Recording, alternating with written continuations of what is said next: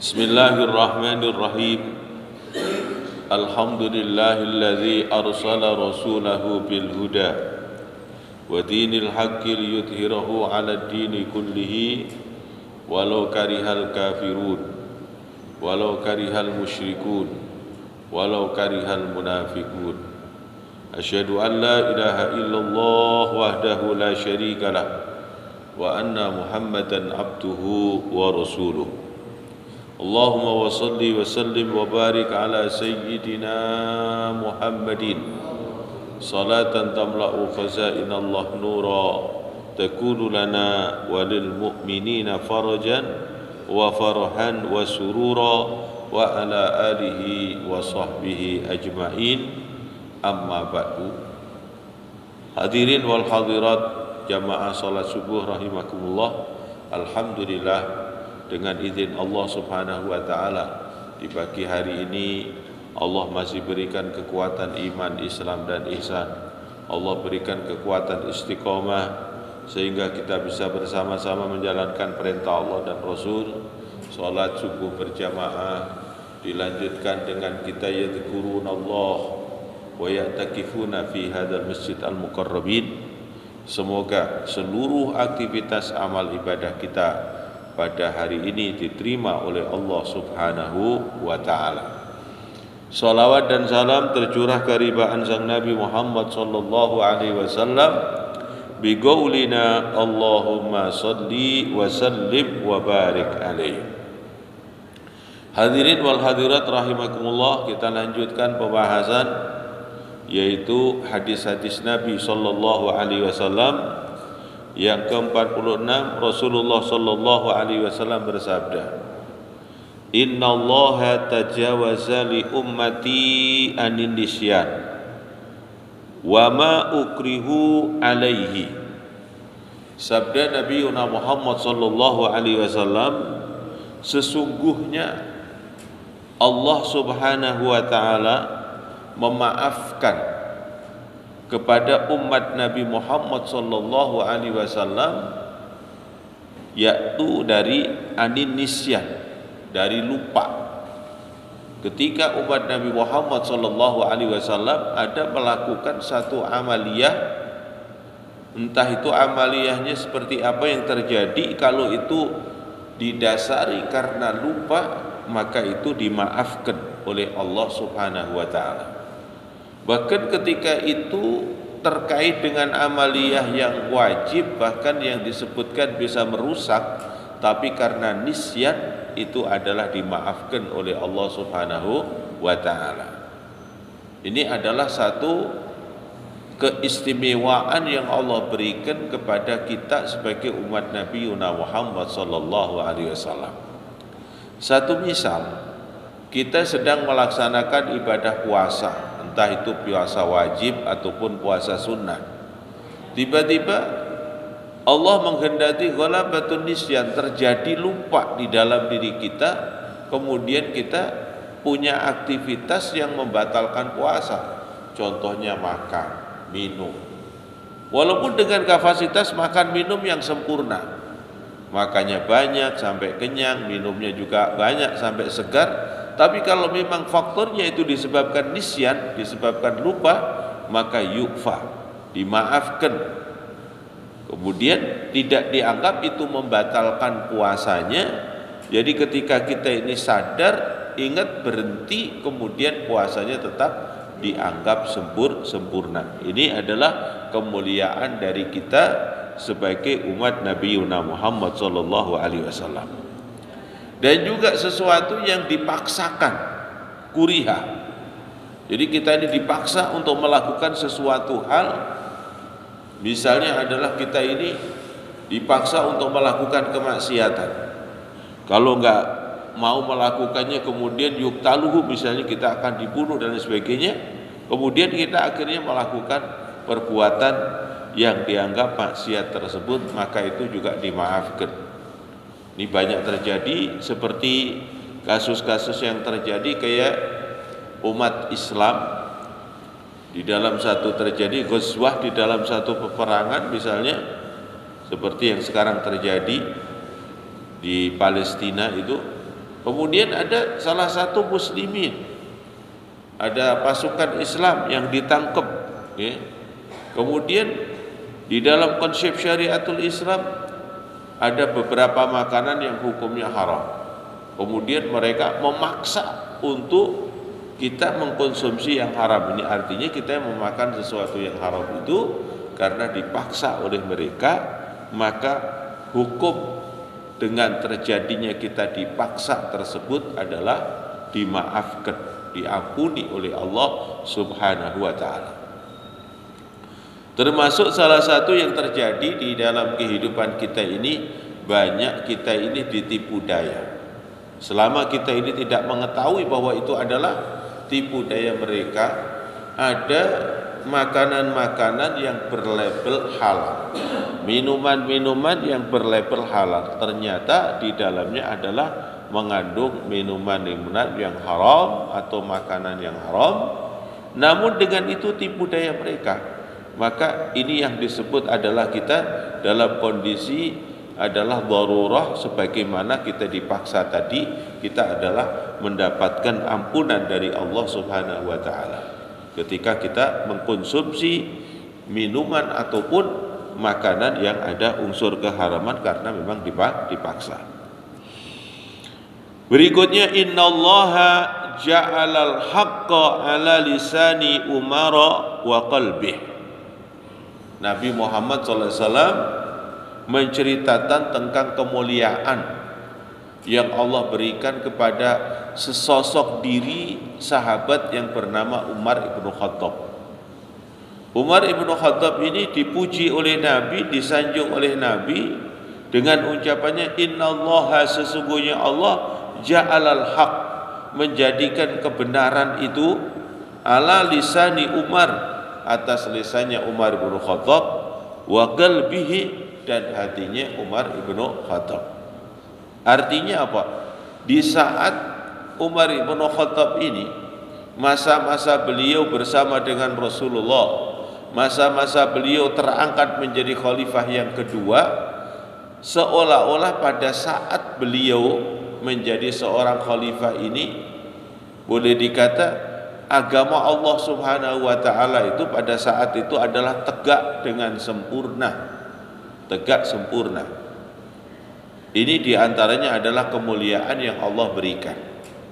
Dan ini juga nggak sampai dalam kondisi ini pujian dari Nabi, pujian dari Nabi Muhammad SAW, yang memuji kepada beliau ini adalah seorang Nabi, yang Nabi ini yang mendapatkan segala-galanya dari Allah Subhanahu wa taala. Karena kadang-kadang orang ada terpleset lesanya, tergelincir lesanya, kemudian adalah membandingkan Nabi dengan para sahabatnya, membandingkan Nabi dengan para tabi'in, membandingkan Nabi dengan para imam-imam, kemudian membandingkan Nabi kepada generasi terakhir ulama. Dan ini orang yang pemahaman tergelincir dia. Dianggap orang-orang setelah Nabi ini adalah jauh lebih hebat daripada Nabi. Ini adalah orang yang tergelincir.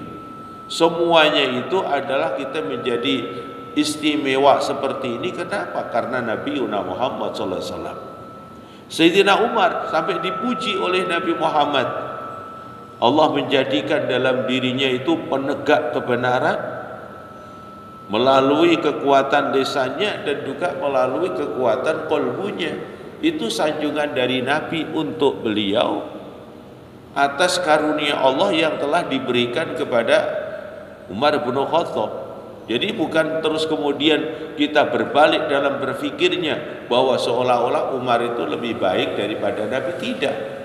Ini adalah kekeliruan ketika orang sampai terjadi keliru dalam pemahamannya. Karena itibaknya dia kepada Nabi, karena kesempurnaannya Umar bin Khattab ngikuti Nabi dalam tutur kata dan ucapan-ucapannya, kemudian membangun kekuatan tauhidnya, keimanannya, ma'rifahnya kepada Allah, ngikutin yang dicontohkan Nabi sehingga mencapai nilai kesempurnaan, sehingga beliau menyatakan beliau memberikan karunia, Allah memberikan karunia kepada Sayyidina Umar itu adalah penegak kebenaran dengan kekuatan lisannya dan juga penegak kebenaran dari kekuatan hatinya. Kenapa? Karena kesempurnaannya ittiba, mengikuti Nabi kita Muhammad sallallahu alaihi wasallam. Jadi mulianya tetap bisa babiah, mulianya Nabi Muhammad sallallahu alaihi wasallam. Terangkat kedudukannya karena apa? Bisa babiah ittiba kepada Nabi Muhammad sallallahu alaihi wasallam. Innallaha la yanzuru ila ajsamikum wala ila suwarikum walakin yanzuru ila qulubikum. Ini adalah hadis yang diungkapkan oleh Nabi Muhammad sallallahu alaihi wasallam. Sesungguhnya Allah itu tidak memandang kepada jasad kita. Allah tidak memandang kepada penampilan-penampilan kita, akan tetapi yang selalu dipandang oleh Allah, dinilai oleh Allah, ila qulubikum, kepada hati kita semua, kepada hati kita semua yang diperhatikan oleh Allah Subhanahu wa taala. Ini hadis lebih cenderung adalah menceritakan tentang bagaimana kita ini menjaga tentang akhlaknya qulub, akhlaknya hati, etikanya hati ini gimana, kudunya harus dijaga dengan baik. Bukan berarti kemudian kita ini tidak dipandang dari jasad kita, tidak dipandang dari tampilan kita, kemudian kita jadi keliru dalam pemahamannya. Akhirnya apa? Orang mengambil jalan, ya, dia tidak merawat dirinya, rambutnya panjang tidak tertata, kemudian kumisnya, jenggotnya tidak tertata dengan rapi, kemudian bajunya compang-camping, jarang melaksanakan bebersih. Kemudian kenapa ditanya? Lah, Allah kan yang dipandang hati kita, tampilan ini gak perlu. Nah, ini adalah ketika membaca hadis ini menitik beratkan untuk menjaga urusan akhlaknya hati. Nanti kita akan lihat lagi di mana hadis-hadis yang lain Rasulullah SAW menggambarkan tentang penampilan al-zahir, seperti slogan yang selalu kita dengarkan. Ya, ada yang menyatakan ini hadis, ada yang menyatakan ini dengan sekedar maqalah, ya, an-nadhafah minal iman, bahwa kebersihan itu cerminan dari iman. Lah, ini berarti amalia ini menitik beratkan kepada masalah-masalah zahir. Kemudian juga Rasul pernah mengungkapkan satu ungkapan, innallaha jamilun yuhibbul jamal. Allah itu zat yang maha indah, Allah cinta dengan keindahan. Nanti kalau sudah dipadukan dari beberapa hadis itu, kemudian adalah nilai yang akan selalu dalam pandangan Allah, pantuan Allah antara zahir batin, yang benar-benar hanya semata-mata yang diinginkan, yang dicapai adalah keridhaan Allah Subhanahu wa taala. Kita sholat, kemudian niatnya dalam hati benar-benar hanya semata karena Allah. Kemudian cara pekerjaannya ngikutin konteks syariah. Nanti takutnya ketika seseorang itu hanya fokus kepada urusan hati, syariatnya nanti tertinggal. Dia melaksanakan sholat tapi kashful auratnya terbuka, nanti bisa menjadi tidak absah. Ya. Kemudian kita adalah menggunakan pakaiannya sudah tidak pernah dicuci dan lain sebagainya. Gimana nanti? Itu nanti akan menjadikan idza, menjadikan gangguan, bahkan nanti akan menjadikan istihanah kepada Islam, ngeremehin kepada Islam, ngerendahin di dalam ajaran Islam ketika kita keliru di dalam pemahaman tersebut. Jadi hati kita diperhatikan oleh Allah Subhanahu wa taala. Tampilan kita kalau didasari dengan hati kita yang bersih, ya. Makanya ada juga dalam konteks Al-Qur'an Allah Subhanahu wa taala menyatakan, "Wa man kana yarju liqa'a rabbih falyamal amalan sholihan wa lam yusyrik bi ibadati rabbih ahada." Siapa yang ingin man kana yarju liqa'a rabbih, siapa yang ingin ketemu dengan Allah, Entah ini adalah dalam fid dunya atau fil akhirah, dalam kehidupan dunia itu atau nanti dalam kehidupan di akhirat. Kemudian perintahnya fal ya'mal amalan sholihah, maka beramallah dengan amal yang soleh. Ketika berpakaian yang baik. Ketika melakukan satu pekerjaan yang baik, yang sholih. Ketika bersikap dengan teman, sahabat, tetangga, bersikaplah dengan yang baik. Itu kata-kata sholih kalau dikaji secara detail keseluruhan dari seluruh aspek kehidupan kita. Di saat kita beramal sholih zahiran wa batinan itu, kemudian itulah di antara jalan untuk kita bisa bertemu dengan Allah Subhanahu wa ta'ala. Innallaha yuhibbu ma'aliyal umur wa yakrahu safafaha. Allah Subhanahu wa ta'ala mencintai hasrat-hasrat perkara yang baik-baik, yang tinggi nilainya, dan Allah tidak suka dengan hasrat yang rendah. Artinya apa? Kita ini diperintah juga oleh Allah Subhanahu wa ta'ala bahwa telah mendapatkan nilai din, nilai syariat yang sangat tinggi, yang disebutkan adalah ya'lu wa la yu'la alaihi, bahwa kita menjadi seorang yang beriman, seorang muslim ini adalah posisinya sangat tinggi di sisi Allah Subhanahu wa ta'ala. Maka Allah senang dengan amalan-amalan yang istimewa. Ketika dia mengucap ucapannya dengan ucapan yang penuh dengan hikmah, kemuliaan, kemudian ketika bertindak, tindakannya dengan tindakan yang berwibawa, punya akhlak yang mulia, itu yang Allah suka. Kemudian Allah tidak suka ketika kita ini ada hasrat-hasrat, ada pekerjaan-pekerjaan yang rendah. Dalam artian itu nanti akan bisa merendahkan nilai-nilai ajaran Allah Subhanahu wa ta'ala. Seseorang tiba-tiba bicara yang bicaranya itu tidak menggunakan susunan yang baik, kemudian bicaranya juga kasar, sampai disebutkan hal yang semacam itu seandainya Nabi Muhammad itu memberikan tampilan sifatnya kasar, tutur katanya tidak baik, maka kata Allah lang faddu min haulik, mereka nanti pada akan menyingkir, menjauh dari baginda Nabi Muhammad sallallahu alaihi wasallam. Jadi sesuatu yang istimewa, sesuatu yang mulia, itu yang disukai oleh Allah Subhanahu wa ta'ala. Nanti ketika ada seseorang tawadhu, itu ada posisinya sendiri-sendiri, dan itu tawadhu itu tidak merendahkan harkat martabat kita sebagai manusia yang beriman kepada Allah.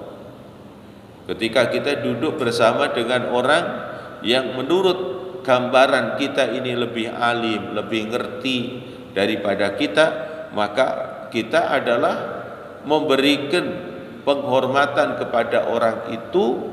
Kemudian orang tersebutlah yang punya hak untuk memimpin kita, untuk menjadi imam kita. Ini diantaranya orang tawadhu, bukan menjatuhkan diri, merendahkan dirinya. Nanti harkat martabat keimanan kita, keislaman kita akan jatuh sebabnya itu. Innallaha yuhibbur rifqa fil amri kullihi. Kemudian Allah Subhanahu wa ta'ala sangat senang kepada segala hal yang ada kelembutan, ada kasih sayang. Itu sangat disukai oleh Allah Subhanahu wa ta'ala. Sebagaimana yang pernah terjadi di masa lalu ketika Nabiuna Musa wa Nabiuna Harun diutus oleh Allah Subhanahu wa ta'ala untuk menyampaikan risalah tauhid, risalah keimanan kepada aduullah, yaitu Fir'aun laknatullah. Apa yang diperintahkan oleh Allah Subhanahu wa ta'ala kepada Nabiuna Musa dan Nabiuna Harun untuk mengucapkan tutur kata al-layyinah, tutur kata yang lemah lembut. Kama qala ta'ala faqula lahu qawlan layyinan la'allahu yatadzakkaru aw yakhsha. Wahai Musa dan Harun, ucapkan tutur kata yang lemah lembut kepada Fir'aun.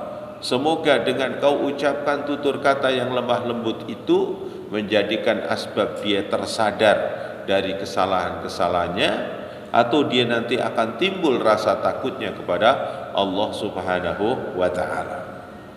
Di Al-Quran juga diterangkan bagaimana ketika Nabi Muhammad SAW mendapatkan perintah untuk mengajak manusia, disuruh mengajak dengan yang baik. Ud'u ila sabili rabbika bil hikmah wal mau'izatil hasanah. Ajaklah manusia ke jalan Allah bil hikmah, dengan bijaksana, wal mau'izatil hasanah, dan dengan tutur kata yang baik. Semoga Allah memberkahi pada kita semua, diberikan kekuatan untuk mengamalkan apa yang kita pelajari dari baginda Nabi kita Muhammad sallallahu alaihi wasallam. Bismillahirrahmanirrahim. Alhamdulillahirabbil alamin. Hamdan yuwafi ni'amahu wa yukafi mazida. Ya Rabbana lakal hamdu kama yanbaghi li jalali wajhika 'azimi sultani. Allahumma shalli ala sayyidina Muhammadin wa ala ali sayyidina Muhammad adada ramli raqiqi salatan tarzuquna biha min ahli taufiq tuballighuna bihal hudura ila baitil atiq wa ziyarati qabri wa qabri Abi Bakrin Siddiq wa ala alihi wa sahbihi ajma'in.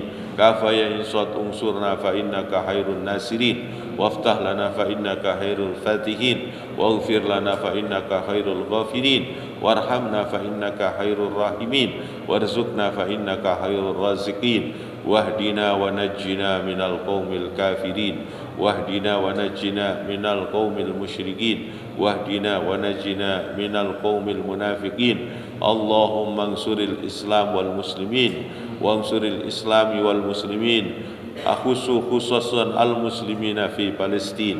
Allahumma ahliki a'da'ad-din. Allahumma ahlikil yahudiya wan nasara kafirata wal musyrikin wa sa'iri a'da'ad-din. Allahumma la tumakkini a'da fina wa la minna wa la tusallithum alaina bidunubina. Rabbana atina fid dunya hasanah fil akhirati hasanatan wa qina adzaban nar. Sallallahu ala khairi khalqi walhamdulillahi rabbil alamin. Wassalamu alaikum warahmatullahi wabarakatuh.